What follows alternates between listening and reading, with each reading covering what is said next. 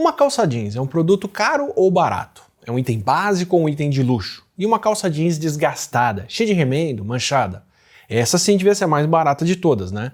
Isso é, se é que ela devia custar alguma coisa. Afinal, não tem nada mais simbólico da preocupação em reduzir o consumo do que usar uma roupa até ela ficar completamente acabada.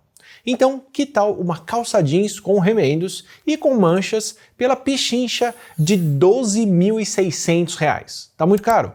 Então, que tal R$ 11.200? Aí já dá uma economia de mais de R$ 1.000, né?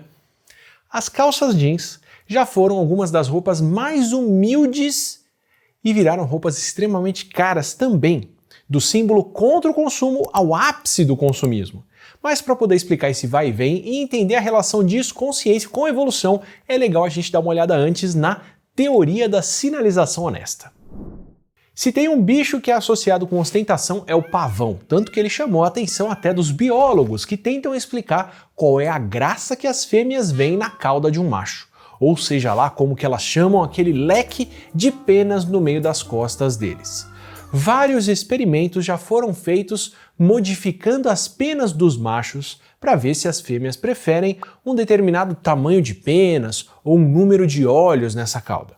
E os resultados ficam entre machos com penas maiores ou com mais olhos no leque, acasalando mais, ou pelo menos tendo ninhadas maiores e com mais ovos, e com ovos maiores, do que os casais onde as fêmeas acabam acasalando com machos com um leque mais simples. A ostentação do pavão parece ter um valor reprodutivo.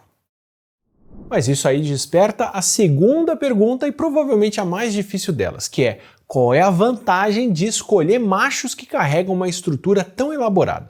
Não seria melhor para as fêmeas escolherem um parceiro que não investe tanta energia em um recurso que é tão inútil?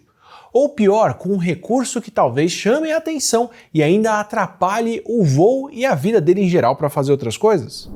Uma hipótese intrigante foi proposta pelo biólogo israelense Amos Zahavi em 1975, que é o princípio do handicap ou da desvantagem, porque parte da noção de que uma desvantagem poderia melhorar a qualidade do sinal que um organismo dá. Segundo a hipótese do Zahavi, leques cheios de detalhes e essa ostentação toda poderiam ser um sinal honesto de saúde do macho. Um sinal tão custoso para fazer que um macho que é capaz de fazer um leque bem grandão e bem cheio de olhos só pode ser muito saudável, porque ele tem muita energia disponível para isso.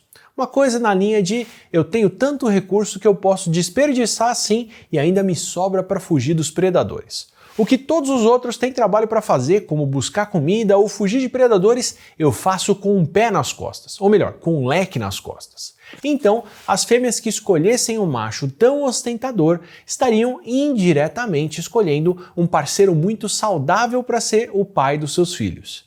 E pelo menos em parte, esse parece ser o caso. Machos com leques maiores ou com mais olhos nos leques tendem a ter melhor resposta imune e mais reserva de gordura no corpo, o que são indicadores de saúde. A premissa desse princípio do handicap depende de algumas condições. Um sinal que é difícil de forjar, que é um sinal que é bastante caro para ser imitado, o sinal também tem que ser perceptível como as penas do pavão e também tem que mostrar outras qualidades de quem sinaliza, como a saúde. E no fim das contas todas, para a evolução escolher isso, tem que dar uma vantagem para quem emite esse sinal e para quem reconhece, como uma ninhada maior para o pavão. É uma hipótese interessante, ela amarra várias pontas, mas ainda é uma hipótese que precisa de mais evidências e talvez não seja a única explicação. E falando de outros animais, na linha do vídeo sobre a sinalização honesta, ainda pode ter o fato de concorrentes que emitem sinais desonestos que atrapalham um pouco essa comunicação. Mas fugindo da função biológica do handicap, no sentido de que isso produziria mais fertilidade ou daria vantagem para as fêmeas que reconhecem esse sinal, é legal a gente olhar para alguns sinais humanos, porque aí dá para reconhecer também sinais bem custosos que não oferecem muita vantagem por si, mas que sinalizam uma boa saúde, pelo menos uma boa saúde financeira. Como, por exemplo, o que acontece com os famosos gramados das casas americanas, que inclusive são imitados em alguns lugares brasileiros. A base cultural desse gramado americano, desse jardim, são os gramados franceses e ingleses que tinham uma função bem maior do que só estética. Para se ter um gramado desses, primeiro você tem que ter um terreno grande. E não usar esse terreno nem para plantar comida, nem para criar animais, mas sim para criar uma planta que não tem função utilitária nenhuma para quem cultiva ela, só que ao mesmo tempo demanda muita água, muito fertilizante e tempo e trabalho para manter. É uma desvantagem, e uma desvantagem tanto, que consome recurso e não traz benefício. Ou melhor, não traz um benefício direto. Só que o gramado sinaliza que os donos dele têm terreno e tempo ou dinheiro para pagar alguém com tempo para manter aquela grama bonita e aparadinha. Porque no menor sinal de problema financeiro, vai faltar água, ou poda, ou fertilizante, e em pouco tempo esse gramado vai entregar que ele não está mais sendo bem cuidado constantemente. Talvez por isso mesmo o gramado fica inclusive na frente da casa para todo mundo ver e não lá no quintal de trás para alguém aproveitar, só que escondido atrás de uma cerca. Assim, na frente para todo mundo ver, uma vizinhança ou um condomínio que cobram que todo mundo mantenha a grama paradinha, podem discriminar só quem está com a melhor condição financeira sem fazer isso diretamente. Do mesmo jeito que um shopping pode selecionar quem frequenta o espaço dele simplesmente ficando em uma região que é inacessível para quem vem a pé ou depende de transporte público. O gramado é a prova do trabalho da grama coin do condomínio. O gasto de energia que você tem que fazer para minerar e mostrar o seu sinal honesto. E assim como o gasto de energia que prova o trabalho no Bitcoin, haja desperdício com a grama. Gramados continuam até hoje consumindo recursos como muita água, fertilizante, cuidado em regiões onde a grama absolutamente não teria condições de crescer naturalmente, o que toma o espaço de plantas nativas que podiam ocupar isso de maneira muito mais integrada com o meio ambiente e faz um desperdício enorme.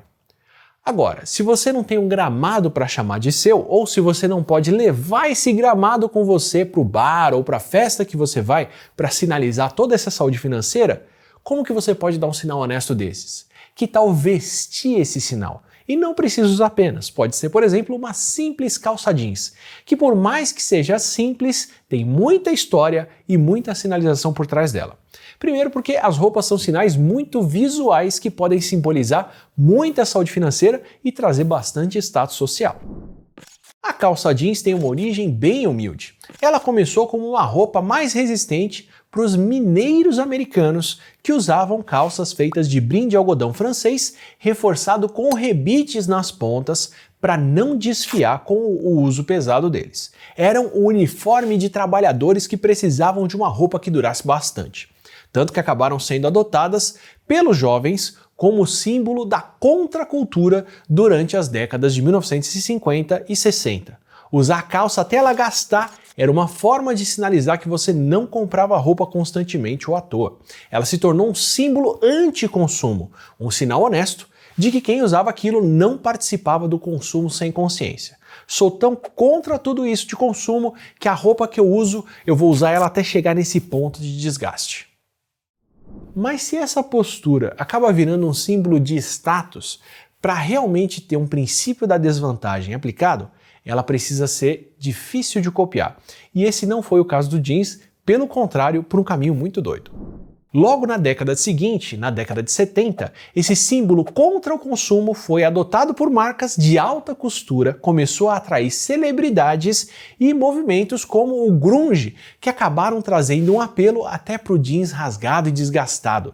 Se a ideia antes era rejeitar o consumo, de repente se tornou possível e desejável comprar o jeans já desgastado, o que dá um ar mais autêntico e permite um consumo muito mais rápido do que ter a calça e usar ela até ela ficar marcada e desgastada. E o pior, o processo de desgaste de uma calça jeans para ela parecer usada depende de lavagens com argila expandida, com jateamento de areia ou o atrito com pedras de argila. Processos que passaram a ser feitos por trabalhadores, muitas vezes em países mais pobres e em condições precárias que podiam desenvolver problemas de saúde com esse trabalho, como a silicose. Além disso, todo esse processamento depois da fabricação da calça gasta recurso. Isso acaba fazendo com que uma calça que parece desgastada, que sinaliza e faz parecer que quem usa desperdiça menos recursos porque continua com a roupa até ela ficar gasta desse jeito, na verdade use mais recursos como a água para lavagem. Pois é, uma calça que parece mais ecologicamente correta acaba causando mais impacto ecológico. Pouco a pouco, aquele símbolo de uma coisa que era barata e acessível, que foi usada até o fim da vida útil, acabou se tornando também o alvo de consumismo de luxo. Isso pode ter até uma relação de sinalização. Pensando na hipótese do Zahavi, que vale dizer que foi proposta para seres vivos e não necessariamente se aplica à nossa roupa, a humanos, mas é legal pensar com isso um pouquinho. Uma roupa de grife rasgada pode acabar fazendo uma sinalização dupla. Quem está usando pode mandar um sinal do tipo: eu tenho tanto status, tanta saúde financeira, que ao contrário de quem está usando roupa de ostentação com marca, eu nem preciso disso. Eu posso usar uma coisa bem mais simples. Seria o equivalente ao sinal que você dá quando você tem tanta coisa que você dá esse sinal pelo que você escolheu não ter. A ostentação feita com o pé nas costas. Ao mesmo tempo que, se essa roupa rasgada é de uma marca que custa uma fortuna, isso ainda sinaliza que você pode pagar caro. Eu posso pagar caro no que eu visto, se você conhece essa marca, sabe que isso aqui custa uma fortuna, mas eu prefiro não mostrar para todo mundo porque eu nem preciso. Afinal, se o ponto fosse só seguir a estética de consumo de uma calça gasta, era só comprar uma calça realmente barata para desbotar ou lavar ela até ela ficar com cara de usada. E aí nessa, o que começa como um símbolo contra o consumo, porque é alguma coisa feita de um material barato e durável, acaba se transformando em um símbolo do consumo, conforme isso passa a ser feito de uma forma cara e com um desperdício desnecessário para continuar parecendo um material barato usado contra o consumo. E isso aconteceu no intervalo de algumas décadas. Acho impressionante como a nossa cultura de consumo consegue se apossar de tudo, inclusive da rejeição do consumo. E nessa história, toda vez que eu vejo uma reportagem ou as pessoas indignadas compartilhando o quão cara é uma roupa rasgada, como eu inclusive estou fazendo nesse vídeo, nesse momento aqui, eu não consigo evitar de pensar na ironia. É justamente esse comportamento de compartilhar isso que faz todo mundo saber o quanto aquilo é caro, o quanto aquilo pode custar, o que viabiliza o sinal de status que vem implícito. E com essa informação, o jeans rasgado deixa de ser um sinal honesto contra o consumo, já que ele pode ser imitado por marcas de grife, mas curiosamente acaba virando um sinal honesto de consumo, quando é usado por quem tem recurso e quem sabe que isso vai ser reconhecido por quem sabe o quanto isso pode custar. E falando em sinalização honesta, que tal mandar um sinal honesto de competência da sua formação ou da saúde das suas habilidades? E aí tanto faz se você quer atuar diretamente na área de programação, por exemplo, desenvolvendo aplicativos, ou se você quer atuar em uma outra área, como o direito, mas quer aproveitar habilidades de programação e ciência de dados. Nos dois casos, aproveita para conhecer a Alura. A Alura é a maior escola de tecnologia do Brasil, com cursos de formações, imersões, challenges e também fórum e discussão ativa em programação, desenvolvimento de aplicativos, user experience, ciência de dados e gestão digital. Tudo isso online, feito dentro do seu tempo e de acordo com a sua experiência. E você vai ainda também criar sua rede de contatos e montar um portfólio profissional que vai sinalizar suas novas competências para o seu mercado de trabalho. Se você tiver alguma dúvida, passa na página de depoimentos da Alura para ver o que quem passou por lá acha da formação que teve e de quebra, aproveita o link que a gente deixa aqui na descrição do vídeo para ter 10% de desconto na sua matrícula e boa formação. Agora, se você quer mais conversas, mais assuntos e temas interessantes, aproveita, se inscreve aqui no canal, ativa o sininho que sinaliza os novos vídeos e a gente se vê numa próxima conversa. Agora, aqui entre nós, eu estou pensando aqui se com o mesmo cenário e sempre com a camiseta aqui de uma cor só, provavelmente a mesma camiseta, inclusive usada aqui no final, eu não estou sinalizando que, olha, o assunto é tão legal que você não precisa prestar atenção em mais nada, o assunto é super saudável. Ou se com essa cara destruída, desgastada e acabada, que eu estou falando, olha, ainda tem alguma coisa legal para ver aqui, não precisa prestar atenção no meu recurso, ainda tem recurso mental sobrando. É muito doido esse negócio, né?